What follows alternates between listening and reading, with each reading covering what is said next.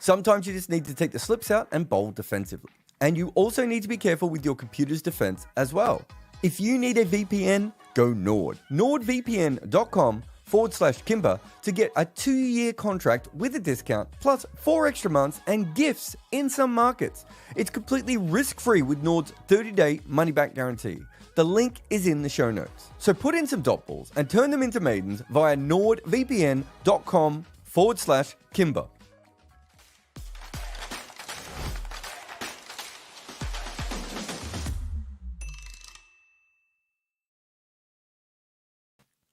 Welcome to the scoreboard. Morning, everyone. I'm Jared Kimber, and yeah, we're going to need to do a live show. I'll put this on the main channel. I'll put this on every channel. I would tattoo this show on my arm if I could. And I'll be honest, I feel a little bit like Mohammad Rizwan flinging the ball in the air to Mohammad Amir at the moment and just watching it sail past him without him being able to do anything at all.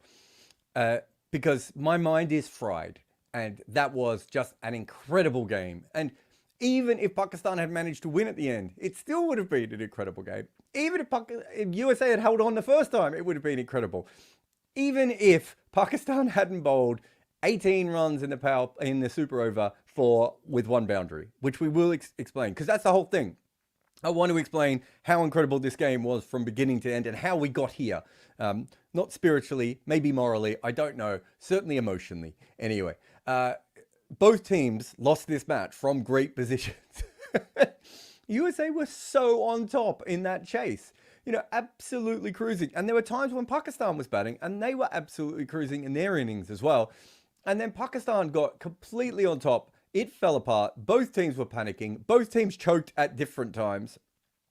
The big difference between those two sides is only one of these teams have ever actually won a World Cup before. And only one of these teams was playing in their first World Cup.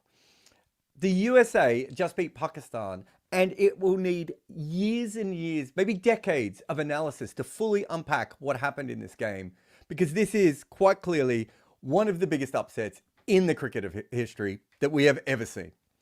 So let's rewind back. I don't know if that's the rewind button, but let's go back to the start for a minute and try and drink all this back in and try and work out what the hell was going on in this game. If you are on the main channel, remember we do all these lives every day on the normal channel. So come over to the normal channel. Sorry, we do these shows every day on the live channel, I should say. So come over, Jared Kimber Live, and we every day we do one show where we do proper analysis.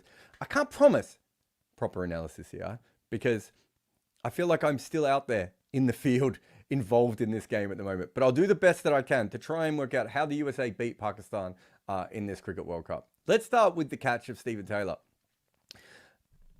The batter matters, obviously. Mohammad Rizwan is a really, really important person, and he allows for Pakistan to play at a certain pace, to dictate the game a little bit, and then allow for Shadab and Iftikhar and Azam Khan and these sorts of guys to come in and hit later. So Rizwan as a wicket is really important.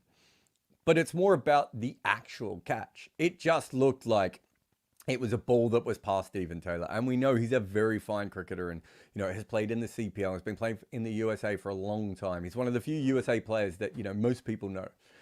That's all well and good. No one has any issue with that at all.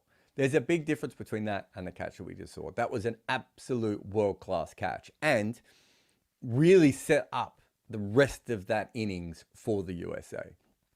Because not long after that, they lost another wicket, which is fine. Pakistan, we're trying to put pressure back on. They lost a wicket early on. But then it was the Fakhar Zaman paddle shot that I think is in the next huge part of this game. Because they're 2 wickets down. Fakhar Zaman comes out like he's going to hit every ball for 12. Just looked like he was seeing the ball incredibly well. And he plays a paddle. And look, we've seen these paddles go in so many different directions at so many different times. And this is just the one that went in a way that could only ever be caught, right? There are the ones that you hit up in the air and the guy has to work his way back on, or there's, a bit of a dive in either way, or there's quick reflexes involved.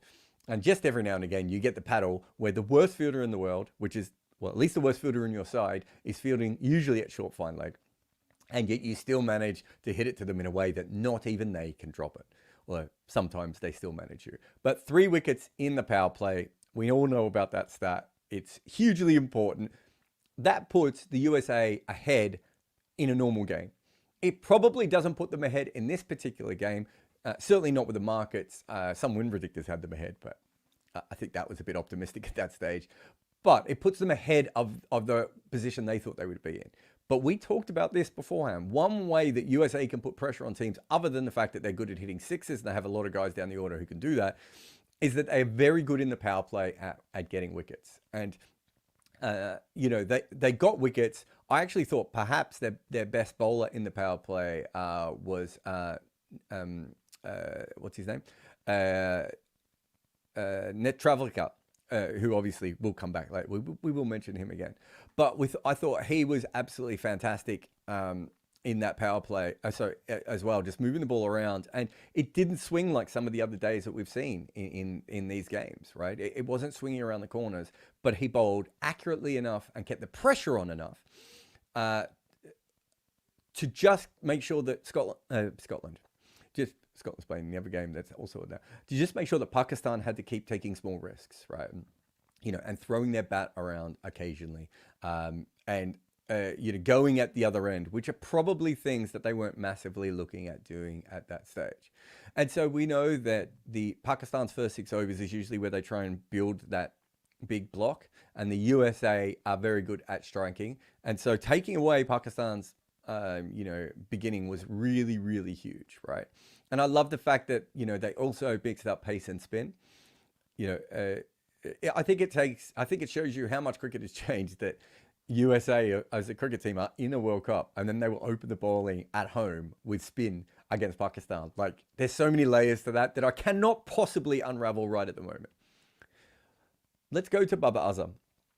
We know that the problem with these elite scoring anchors is generally always the same thing. And it's not when things are going right, it's when things are going wrong.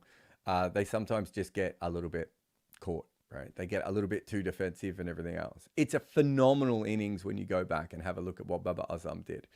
He scored 44 off 43. He was in for over an hour.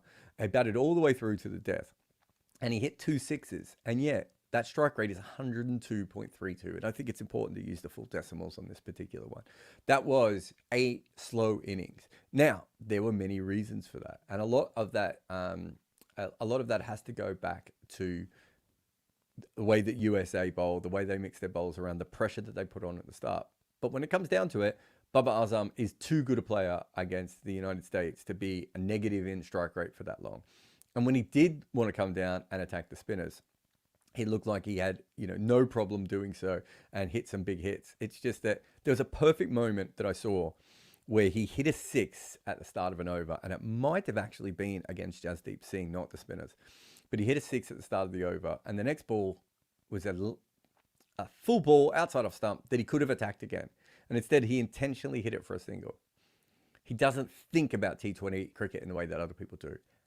All of that said, where is Pakistan if he doesn't make 44? We've got to be honest.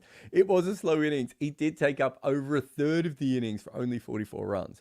But no one else on that side made any runs. And the one player who I thought was going to change the game completely was Shadab Khan. So he made 40 off 25, and 3 of those were sixes. And we've seen at that Dallas ground, once you start to hit sixes, it just feels like it's almost like your bat is, you've got, what do they say in baseball? Corked in the bat. Corked bat, and suddenly the ball is just bouncing off it in a ridiculous way. And so you look at what he was doing at that point, and he kind of got to that kind of mode. Then he had treatment. And I thought it was a good chance for Pakistan to have a good conversation, go, where we've got back in front here. This is the time now where we completely push ahead. And I still thought they could make 180, 190 at that point. Maybe even 200 if things went absolutely ballistic at the end.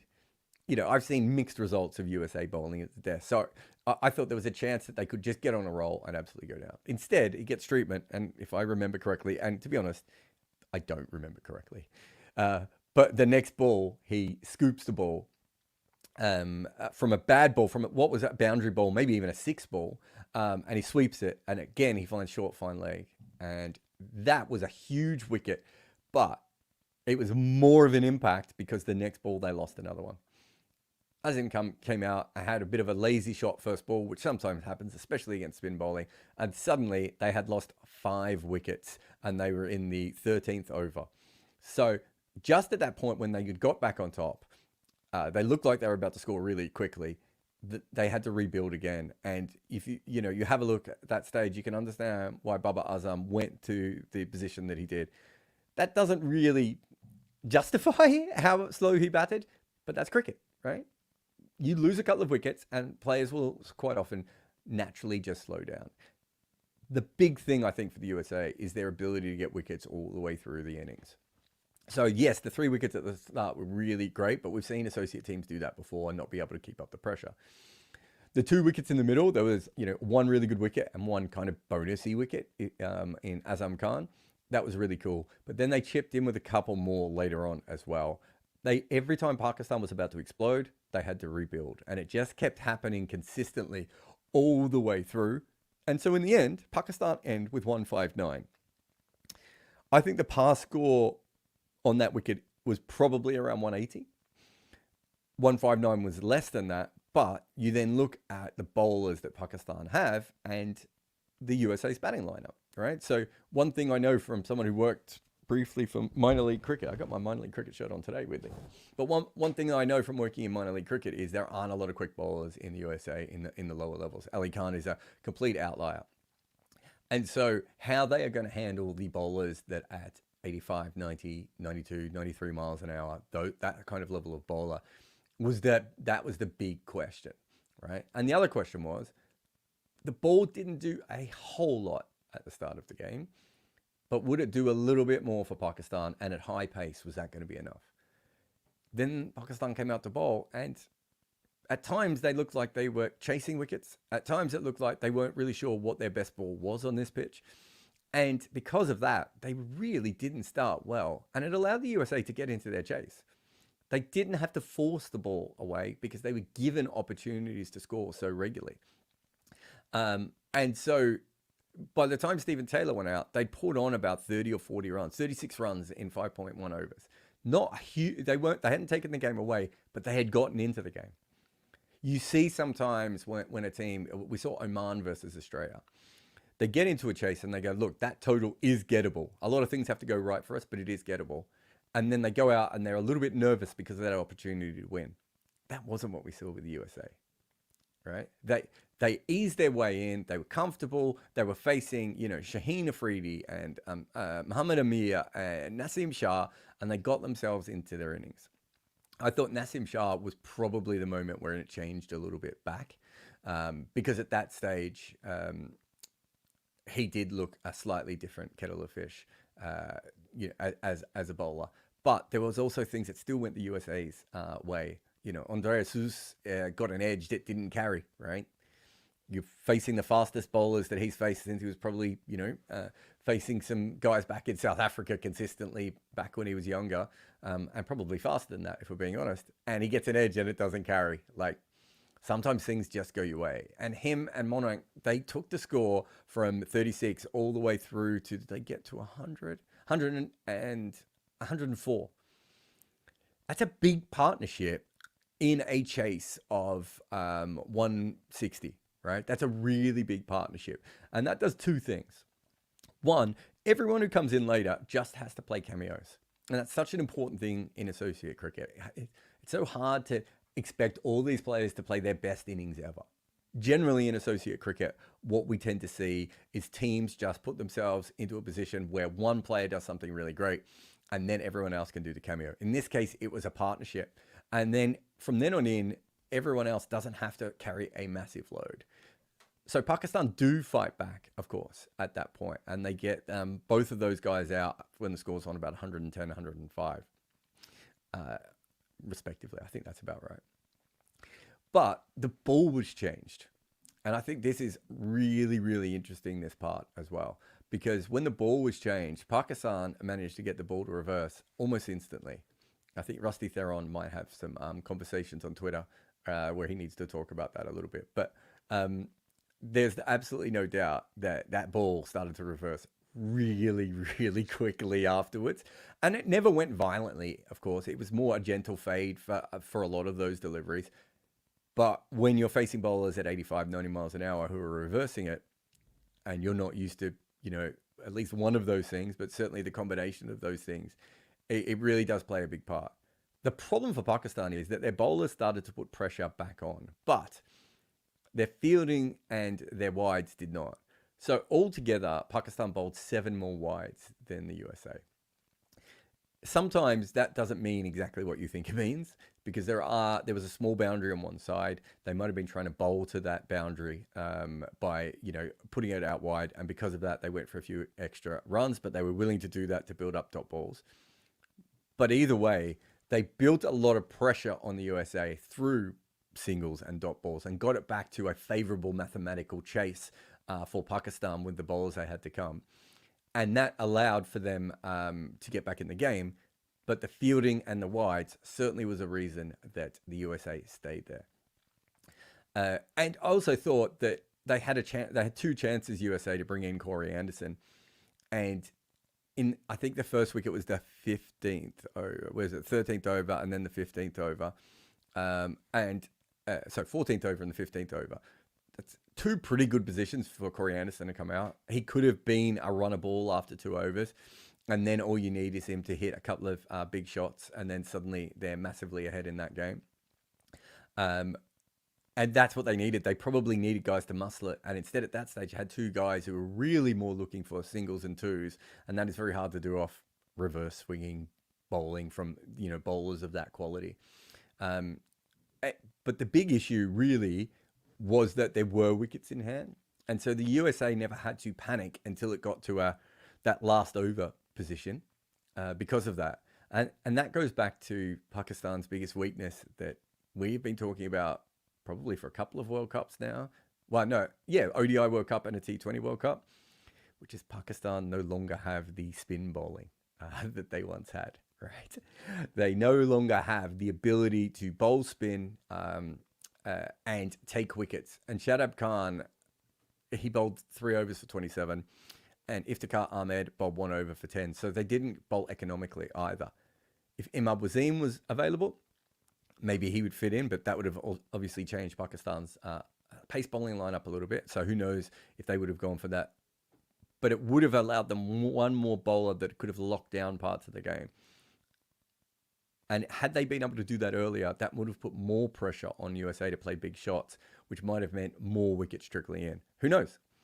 Who knows how these things go? But they essentially got themselves back into a position, Pakistan, where they should have won this game. And then Aaron Jones again found a way to hit a 6. He's a beautiful striker of the ball. Remember, though, Shahid Afridi had dropped him. Right? So he hit that 6 after he had been dropped. And we saw that in the games last night. Key fielding errors just going against teams. But then the last ball from Haris Rauf, he didn't stick the landing, right? He didn't stick the landing. And sometimes it's as simple as that. Anyway, I'm going to take a quick break because before I get to the super over, I mean, we need breaks between the regular innings and the super over, but the scores were tied.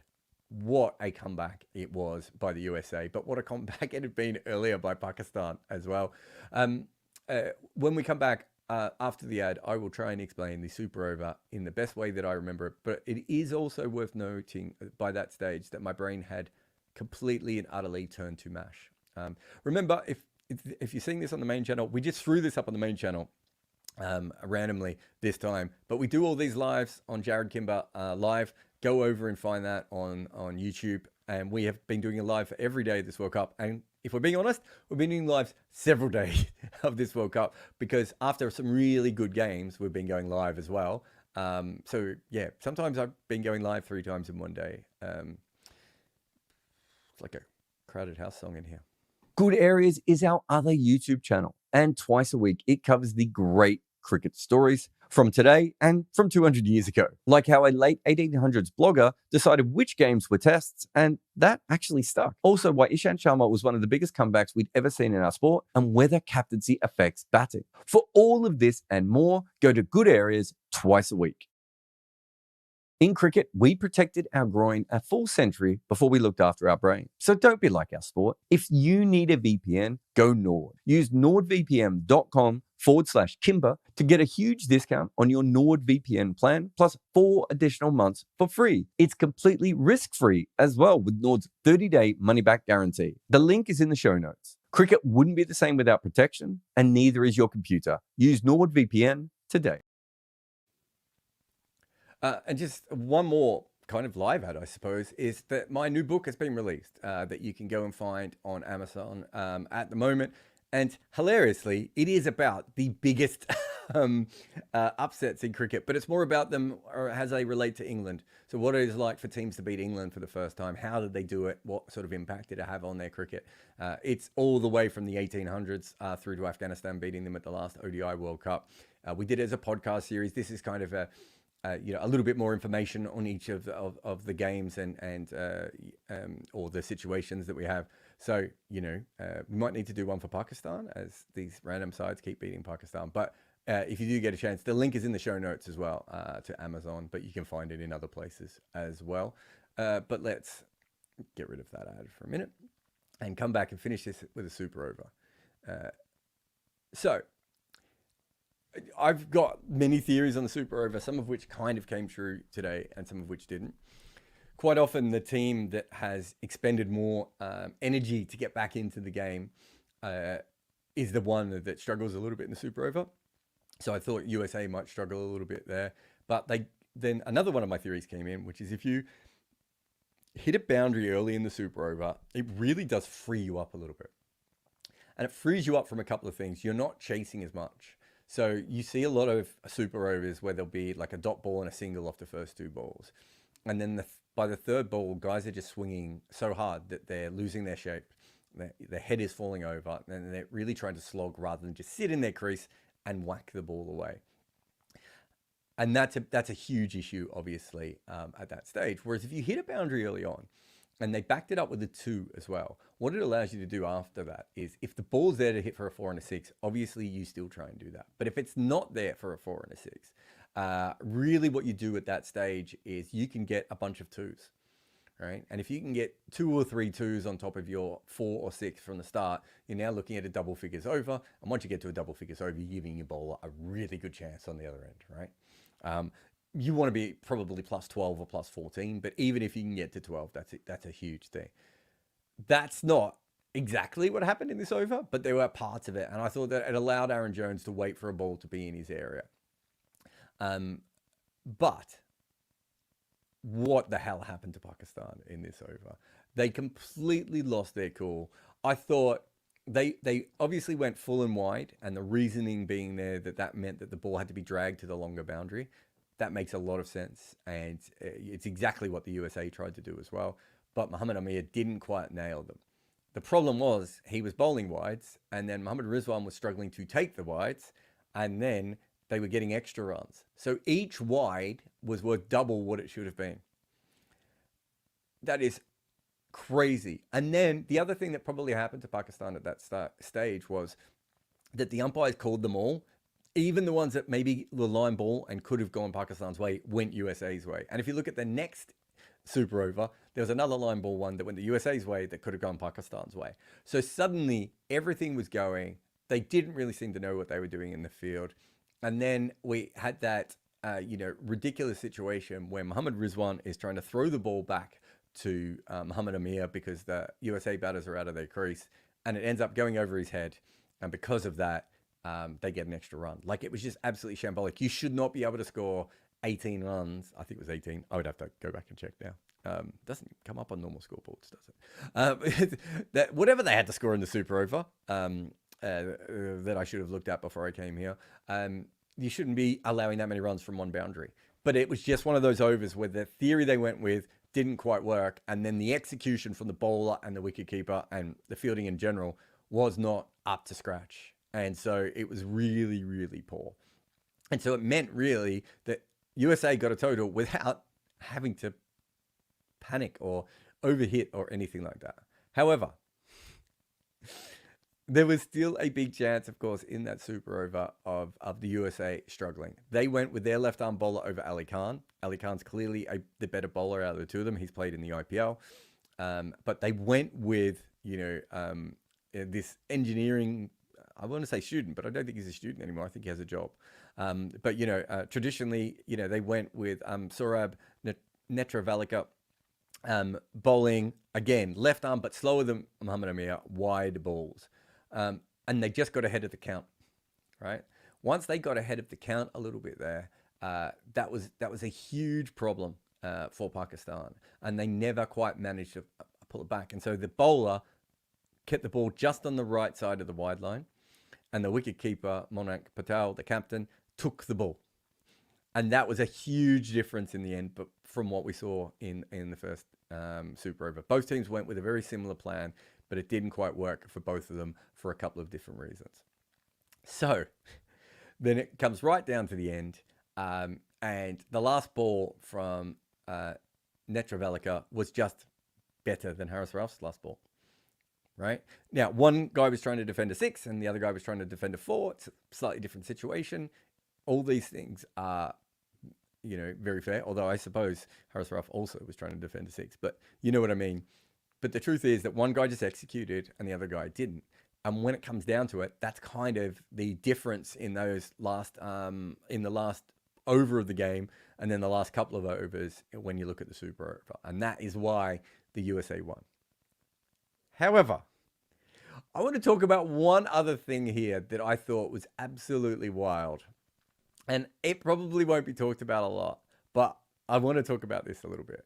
I'm going to start with, and I'll pronounce this really wrong because I'm not very good at this, like I'm not with Netravalika's name. But Andre Guhus as well. I'm learning these new names as they come to me. But there is a theory in Pakistan cricket, which I think Saqlain Mushtaq, their former spinner, came up with, which is Qudrat Kat Nazim, which is that things kind of happen for Pakistan for everything to come together at the right time. And there's a great story from last T20 World Cup that I wrote about Baz the leader and getting hit in the face and how that changed everything for Pakistan, weirdly, from then on in the tournament. And they ran to the final before losing to England. And so this is kind of this magical belief of it doesn't really matter what Pakistan do. It doesn't really matter what their form is like. Some stage in a World Cup, something's all going to go right for them. And then occasionally that's going to end up in them winning the tournament. So in the Pakistan innings, when I believe it was when the two tailenders were batting together right at the end, they had a moment where they scored 2 runs. But the way they scored these 2 runs was actually really interesting. There was a swing and the miss from the striker. And so the tailenders were thinking about whether they should try and steal a run there. And then they realized that they shouldn't, and they went back to their positions. And so the USA captain, who is also their wicketkeeper, Monak Patel, who I think I called Monak someone else before. Too many new names for me to learn at this World Cup. He was about to throw down the stumps. And then at the last minute, he realized, oh no, they're going back into their crease. I don't need to do this. I don't want to give away a run accidentally. And so he scoops the ball up quite safely back to the bowler. Unfortunately for him, because he was in the middle of the first throw and then changed his mind, he just didn't throw the ball back to the bowler the way he wanted to.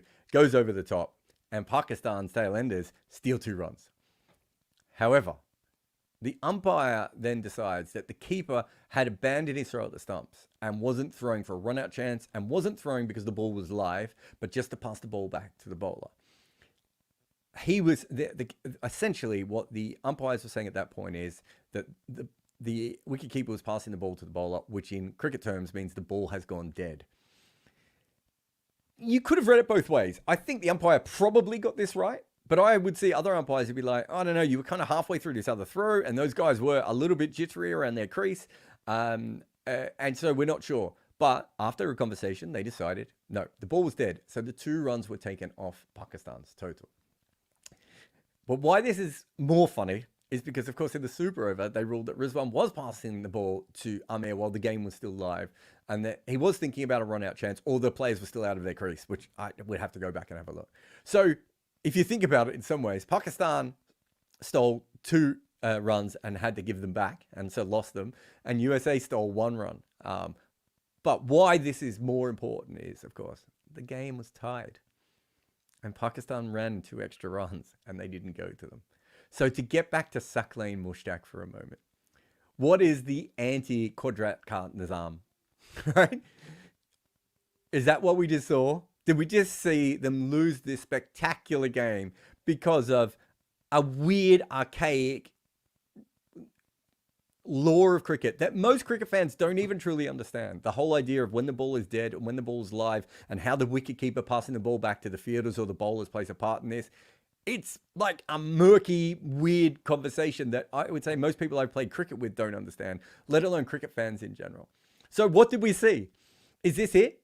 Is this the anti Quadrat Khan Nizam and they're just going to fall apart? Or is this peak Pakistan? And this is what they needed to do. Like when in the '99 World Cup, when they lost against when they lost against Bangladesh, and then came back and stormed into the final, right? Or the '92 World Cup when they lost like all of their games, and the only reason they weren't kicked out of the tournament was because a game that they were most probably going to lose got washed out. Is that what we are seeing here? Because Pakistan is the masters of the dark origin story, the weird and twisted beginning and the spectacular finish.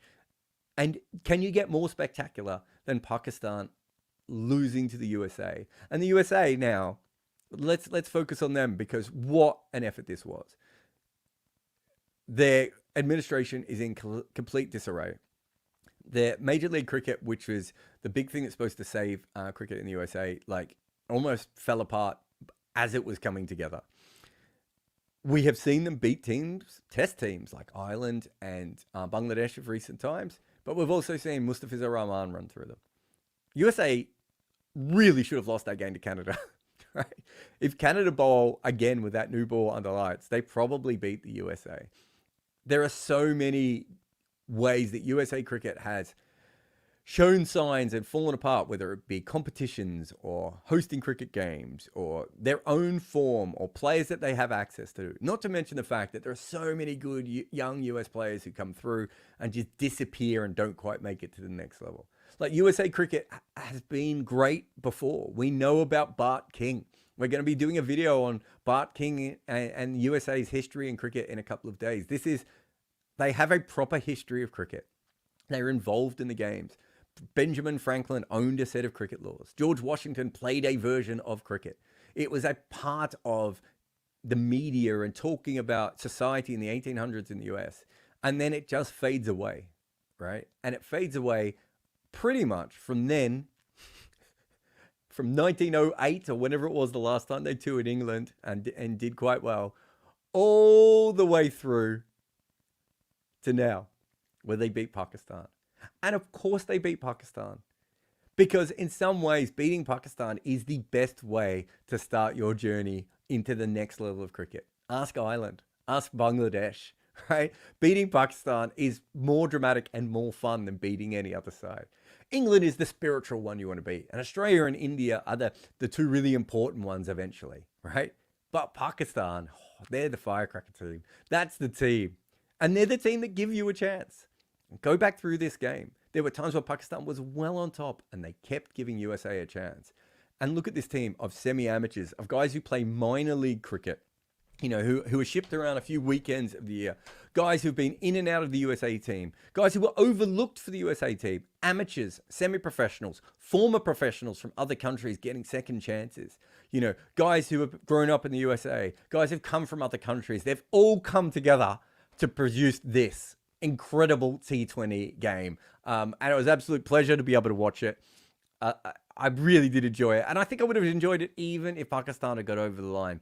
But, you know, say what you will about Pakistan, when they have a chance of doing the right thing or doing the most entertaining thing, they most always choose the most entertaining. And in this case, it has given us a USA victory at a World Cup over a test playing nation. There is still an outside chance, and it's less of an outside chance than it was before this game, that USA might actually be in the second round of this tournament. Wow. Thank you very much for being here. Support our sponsors. Remember, my book is out if you can find it. If you are on the main channel and you've come in, we're doing this every day on the other channel. Come to the live channel. That's why we tell you about it all the time. Come over to the live channel. We do podcasts, we do live videos, we do live reactions. We do this. This is what I do on the live channel. every day. I'm Jared Kimber. This was the scoreboard, sort of. It wasn't really the scoreboard, was it? I mean, it was scoreboard-like. I don't even think I put scoreboard in the title, but it was scoreboard-ish. And I will be back again tomorrow. And let's be honest, if something ridiculous happens in Namibia, Scotland, I'll probably be over on Jared Kimber Live doing that again as well. But thank you very much to everyone for turning up here. This is the biggest live we've had so far in this World Cup, and it's not a good time zone. I know it's got nothing to do with me. The reason that you're all here is because the USA beat Pakistan in a World Cup at cricket. And saying that out loud still seems very, very silly. But I loved each and every moment of it. Goodbye. Sometimes you just need to take the slips out and bowl defensively. And you need to be just as careful with your computer's defenses as well. And for that, why not use nordvpn.com/Kimber to get a huge discount off your NordVPN plan and 4 additional months for free. It's also completely risk-free with Nord's 30-day money-back guarantee. Sounds like roaming slang, but it's not. The link is in the show notes. So put in some dot balls and turn them into maidens via nordvpn.com/Kimber. If you make a lot of content like me, you will need help. And that is why we use Minvo.pro, a slicing and dicing tool that uses AI to conjure up great clips from your podcast chats and meetings. If you make content, go to Minvo.pro to cut it.